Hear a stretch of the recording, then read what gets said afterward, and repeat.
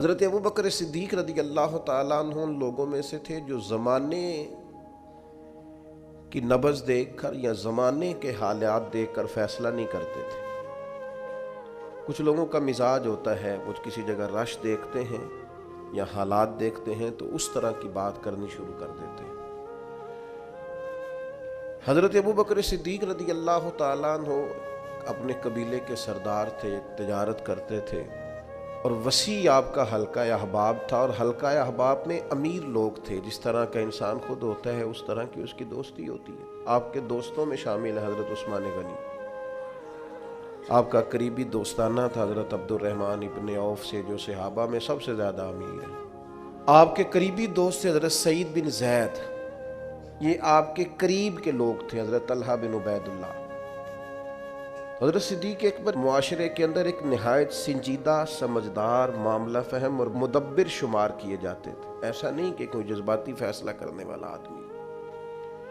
حضرت صدیق اکبر نے نبی کریم صلی اللہ تعالی علیہ وسلم کے اعلان نبوت فرماتے ہی لوگوں کا رد عمل بھی دیکھ لیا تھا۔ فوری طور پر لوگ رائے کیا دے رہے ہیں وہ بھی دیکھ لیا تھا۔ ہمارے ہاں بہت سارے لوگوں کی ضمیر کی آنکھیں کھل جاتی ہیں، شعور کی نہیں کھولتے، سلا دیتے ہیں، کہتے ہیں ابھی حالات ٹھیک نہیں، حالانکہ ضمیر جاگ جاتا ہے، آنکھیں نہیں کھولتے۔ حضرت صدیق اکبر کو جب پتہ چل گیا محبوب سچے ہیں تو پھر انہوں نے امت کو یہ اپنے عمل سے پیغام دیا ہے کہ ایمان، عشق، محبت، غلامی یہ جمہوری نہیں ہوتی کہ سارے کریں گے تو پھر میں کروں گا۔ جب ان کی آنکھیں دل کی کھل گئیں تو ضمیر کی بھی کھولی، اور پھر لوگوں کو نہیں دیکھا وہ کلمہ پڑھ رہے ہیں کہ نہیں پڑھ رہے، وہ فوراً کلمہ پڑھ کے مسلمان ہو گئے۔ زندگی میں شعوری فیصلے کریں اور جلدی کریں، یہ حضرت صدیق اکبر کی زندگی کا پہلا سبق ہے۔ ساری زندگی ڈبل مائنڈڈ رہنا، میں ٹھیک چل رہا ہوں کہ نہیں چل رہا، مجھے چلنا چاہیے کہ نہیں چلنا چاہیے، یہ رستہ ٹھیک ہے کہ نہیں ٹھیک۔ بھئی آپ چلتے رہیں، جو گھر سے نکلتا ہے منزل تک پہنچ جایا کرتا ہے۔ حضرت ابو بکر صدیق رضی اللہ تعالیٰ عنہ فوراً فیصلہ کرنے والی شخصیت کا نام ہے، اور فوراً فیصلوں پہ عمل درآمد کرنے والی شخصیت کا نام ہے۔ اور حضور کے ایسے فیصلے بھی جو لوگوں کے لیے سمجھنا مشکل تھے۔ حضور علیہ السلام چلے گئے حدیبیہ میں، 1400-1500 صحابہ سے خود نبی کریم نے فرمایا احرام باندھو بھائی عمرہ کریں گے۔ یہاں کسی آدمی کا ویسے تھوڑا لیٹ ہو جائے عمرہ تو لوگ پوچھتے آپ گئے نہیں، خیریت تو ہے؟ تو نبی کریم 1400-1500 لوگوں کو لے کر گئے، اور جب مقام حدیبیہ پر پہنچے تو کفار نے روک لیا، انہوں نے کہا ہم نہیں جانے دیں گے آپ کو۔ وہاں صلح لکھی گئی، شرائط طے ہوئی، ان میں ایک شرط یہ تھی کہ اس سال آپ واپس جائیں گے، اگلے سال آئیں گے، بندھے ہوئے احرام کھولیں گے۔ کون؟ جو کعبے کے مالک اور وارث ہیں، خود نبی پاک علیہ السلام۔ آپ واپس جائیں۔ حضور نے شرط مان لی۔ پھر شرط انہوں نے رکھ دی ایک نئی، کہا جو بندہ مسلمان مکے سے مدینے جائے گا مدینے والے پناہ نہیں دیں گے، واپس بھیج دیں گے۔ تو مدینے کا شخص مکے گیا تو مکے والے واپس نہیں بھیجیں گے، شرط برابر کی نہیں۔ پر حضور نے فرمایا مان لو، لکھو۔ بڑا مشکل کام ہے اس طرح کی باتیں کرنا، یہ تو دب کے صلح ہو رہی ہے۔ اب ایک اور شرط، جب شرطیں لکھی جا رہی تھی تو ایک اور شرط، حضرت مولا علی شیر خدا مولا کائنات رضی اللہ تعالیٰ عنہ کے ہاتھ میں قلم تھا، وہ لکھ رہے تھے۔ جب شرطیں لکھنے لگے تو انہوں نے لکھا محمد رسول اللہ صلی اللہ تعالیٰ علیہ وسلم اور قریش مکہ کے مابین معاہدہ۔ اس پر بھی کفار بولے، انہوں نے کہا یہ بھی ہمیں قبول نہیں، آپ محمد ابن عبداللہ لکھیں، محمد رسول اللہ نہیں، محمد ابن عبداللہ لکھیں۔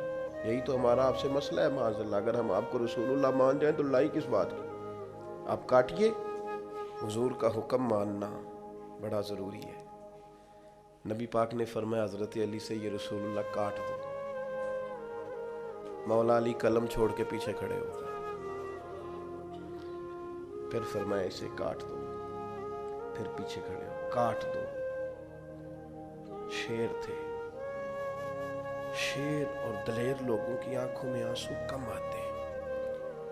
تیسری دفعہ کریم نے فرمایا علی میں نے کہا ہے کاٹ دو، ہاتھ باندھ دیے، کہا حضور نہیں کاٹنا تھا، غلام فریدہ میں ساری تیری، تینوں اجے یقین نہیں آیا، کاٹ دو اس کو۔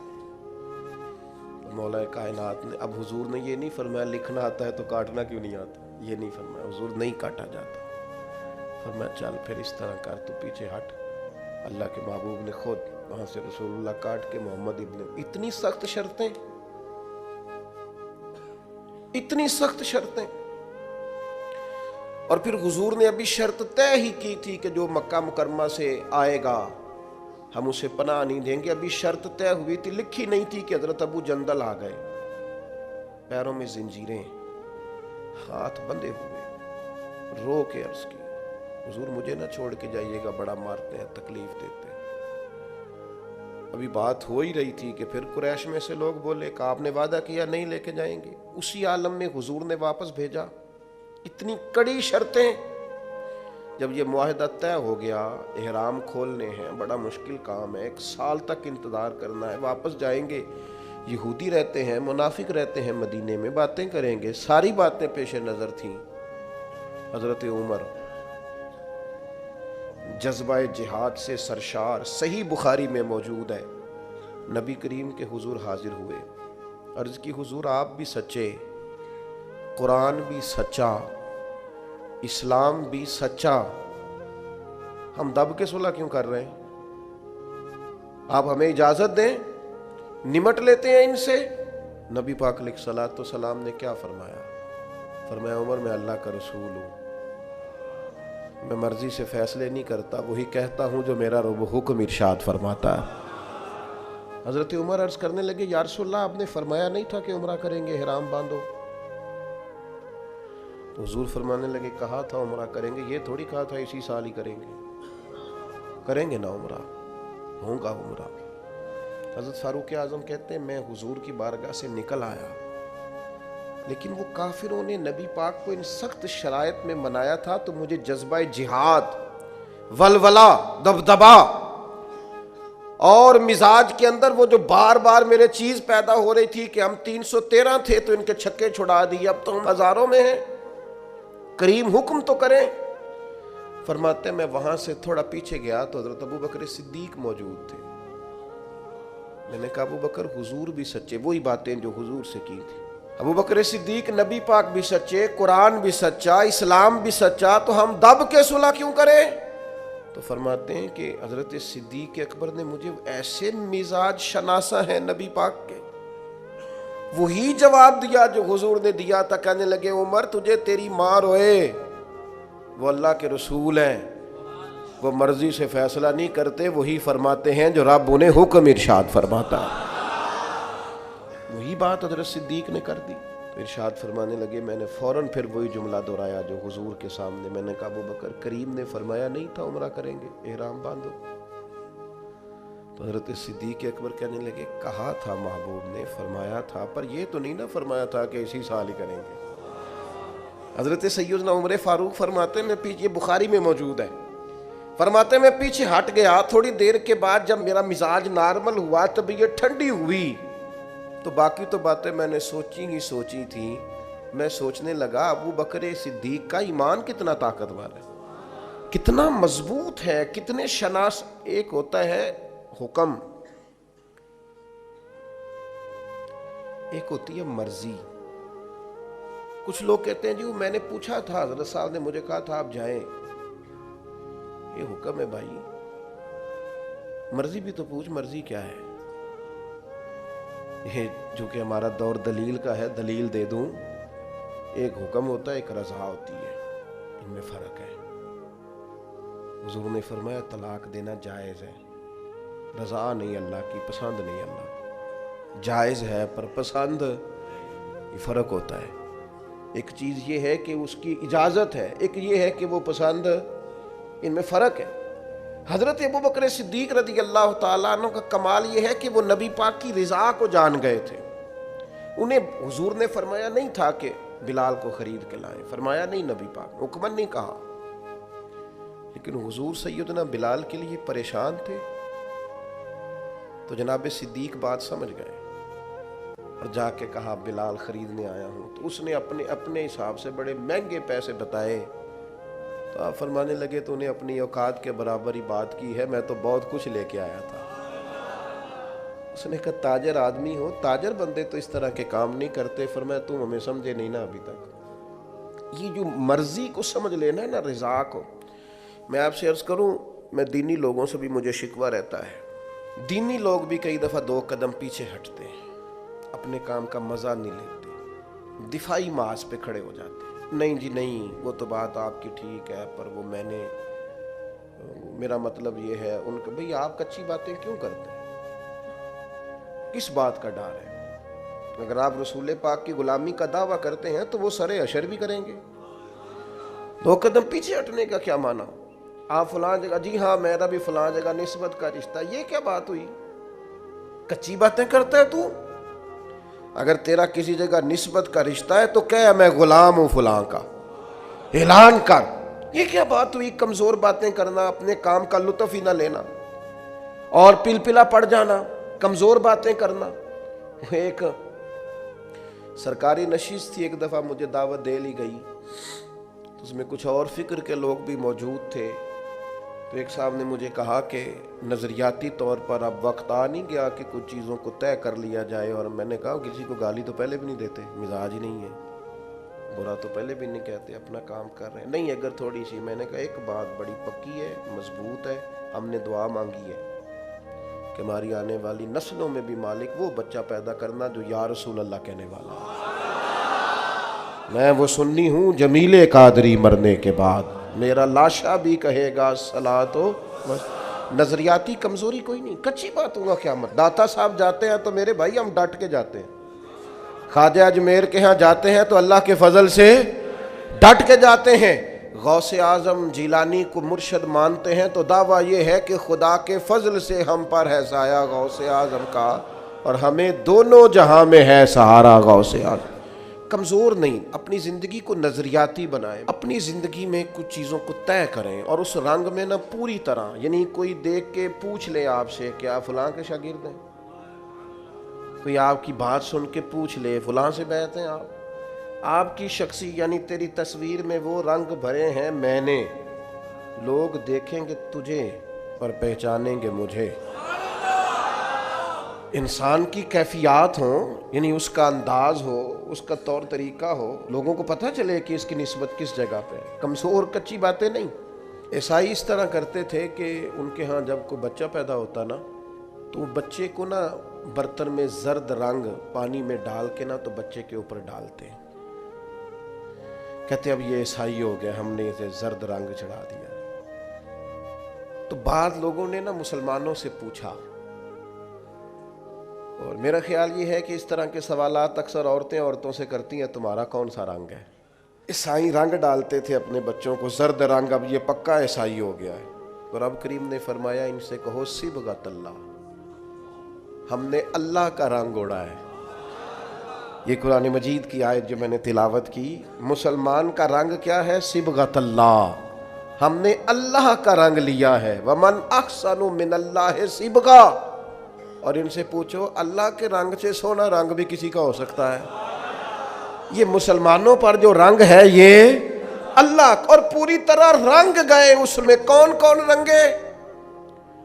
تمام صحابہ، تمام اہل بیت، اس کے بعد اولیاء، صوفیاء، اتقیاء، علماء، مفسرین، محدثین۔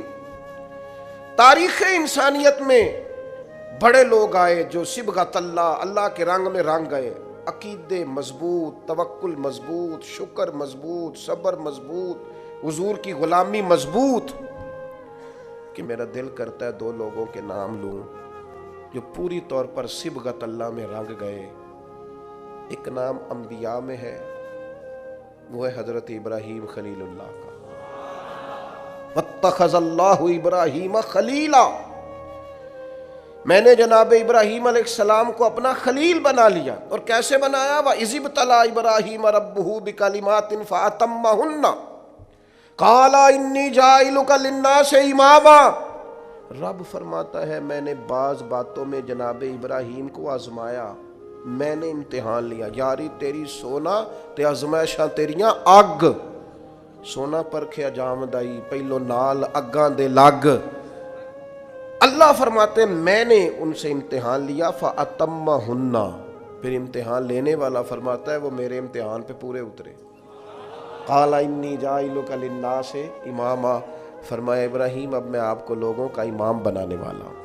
حضرت ابراہیم انبیاء میں اور امت مسلمہ میں جس نے پورا رنگ پوری طرح اوڑا ہے نا اللہ کا رنگ، وہ حضرت ابوبکر صدیق، پوری طرح صبغت اللہ. نبی پاک علیہ السلام نے فرمایا جنتیوں کی 360 نشانیاں ہیں، کسی میں ایک بھی پائی جائے نا تو وہ جنتی ہے. حضرت صدیق اکبر دھیمے بڑے تھے، بات بڑی آہستگی سے کرتے تھے، لہجہ بڑا بردباری والا تھا. دھیمے سے انداز میں عرض کی حضور غلام میں بھی کوئی 360 میں سے ایک آدھ پائی جاتی ہے.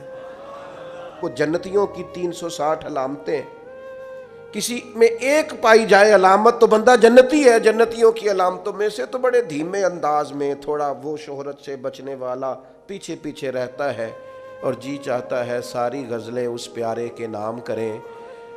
پوچھا کہ میرے اندر بھی ایک پائی جاتی ہے؟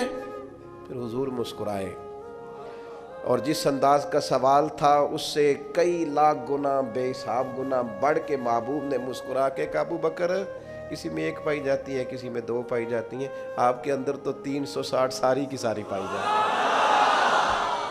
ساری کی ساری. لوگوں نے بڑی بڑی جناب صدیق اکبر کی شان بیان کی. یہ جو ہم تو الحمدللہ مرید ہی مولا علی کے ہیں نا، ہمیں جو شجرہ دیا گیا ہے نا شجرہ، ہم حضرت علی کے مرید ہیں. ہمیں جو ہمارے بزرگوں نے شجرہ دیا ہے نا اس میں نبی پاک کے بعد مولا علی کا نام ہے. ہمارے شجرہ طریقت میں ہم سچی مچی کے مرید ہیں، مولا علی کے مرید ہیں شیر خدا سے. لیکن ہم اس لیے حضرت صدیق کی تعریفیں کرتے ہیں کہ ہمارے پیر مولا علی جناب صدیق کی تعریف کرتے ہیں. مولا علی شیر خدا رضی اللہ تعالیٰ عنہ تعریف کرتے ہیں. بڑے لوگوں نے شان سیدنا صدیق اکبر بیان کی، اور نبی پاک کے جو الفاظ ہیں نا بعض کی تو شرح ہی نہیں ہو سکتی. حدیث میں بعض ایسے حضور کے ارشادات ہے شرح ہی کوئی نہیں، کیا تفصیل کرے کوئی. یعنی صحیح حدیث میں حضور نے فرمایا مجھے جتنا نفع ابو بکر کے مال نے دیا ہے کسی کے مال نے نہیں دیا. حضور فرمانے لگے گر میں کسی کو خلیل بناتا تو ابو بکر صدیق کو بناتا. آپ سمجھ رہے ہیں چیزوں کو؟ میری بات پر غور کرنا. بڑے لوگ عظمت صدیق بیان کرتے ہیں. ہمارے ہاں خانقاہ آل و مہار شریف ہے سیالکوٹ میں، وہاں خطیب الاسلام پیر سید فیض الحسن شاہ صاحب آل و مہاروی رحمۃ اللہ ابو الکلام انہیں کہا جاتا تھا. گفتگو کرنے میں مہارت، سید زادے کا روب اور خون رسول کی چاشنی. نقشبندی اپنا سلسلہ طریقت حضرت صدیق اکبر سے شروع کرتے ہیں نبی پاک کے بعد. نقشبندی سلسلہ طریقت میں نبی پاک کے بعد حضرت صدیق اکبر کا نام ہے، پھر حضرت سلمان فارسی کا، اس طرح کر کے وہ اپنا شجرہ طریقت مشائخ چلاتے ہیں.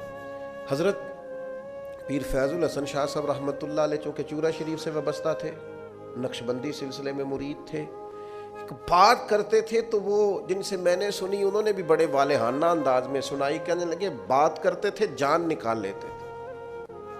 کہتے تھے لوگوں سنو میں سید ہوں، میری آنکھ دیکھو سچا سید ہوں. فرماتے تھے میری طرف دیکھو میں نے کچھ 4 کتابیں پڑھی ہیں، پڑھا لکھا سید ہوں. اور پھر بات کرتے تو بات میں اور وزن پیدا کرتے. کہتے اگر مجھے کہو تو میں اپنے سے لے کر مولا علی تک اپنا سارا شجرہ نسب بیان کروں. میں اپنی ماں سے لے کر سیدہ فاطمہ تک سارا شجرہ نسب بیان کروں. فرمایا کرتے تو سنو لوگوں میں بیٹا علی کا ہوں پر مرید ابو بکر صدیق کا ہوں. اس لیے کہ میں نقشبندی سلسلہ طریقت سے ہوں، بیٹا علی کا ہوں پر مرید ابو بکر.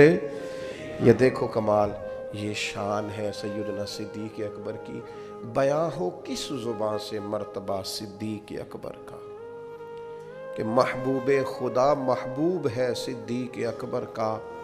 لٹایا راہ حق میں گھر کئی بار اس محبت سے کہ لٹ لٹ کر حسن گھر بن گیا صدیق اکبر کا.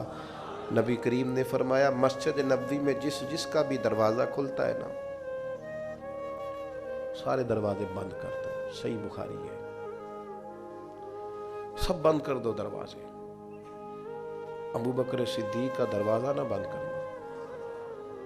آج بھی کسی بھی زمانے میں مسجد نبوی کے سب دروازے بند کیے جا سکتے ہیں، لیکن جس کے باہر لکھا ہے نا باب ابی بکر صدیق، وہ دروازہ کبھی بند نہیں ہوتا، کیونکہ اس دروازے کو مدینے والے محبوب نے کھلوایا ہے، وہ ہمیشہ چمکتا ہے۔